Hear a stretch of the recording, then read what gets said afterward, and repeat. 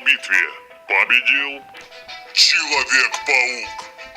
Сегодня 5 ночей с Фредди против Undertale.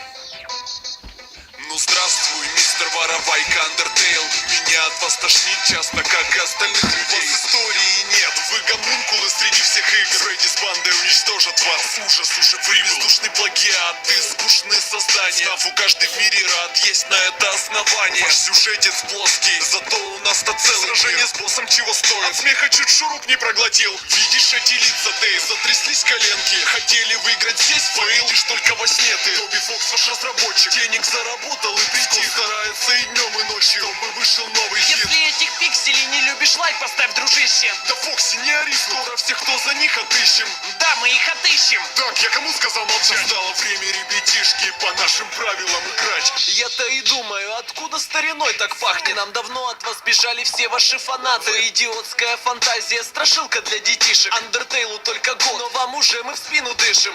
Каждый, кто спускался в наше подземелье, знает, что мир огромный, и он сам себе только путь выбирает. Планшеты 3 двери, это разве так прикольно? Плюс медведь, лиса и курица. Нет, все, с меня довольно. И почему-то нас все обвиняют в плагиате. Неудачник Эндермен, а теперь и ты, башкатик. Если мозг есть в голове, голосуй за Undertale. 5 ночей с Фредди дно, этот зверинец совсем обнаглел. Давай покажем, что никого нет лучше Undertale. А ну отошел! А ты что смотришь? Кто выиграл?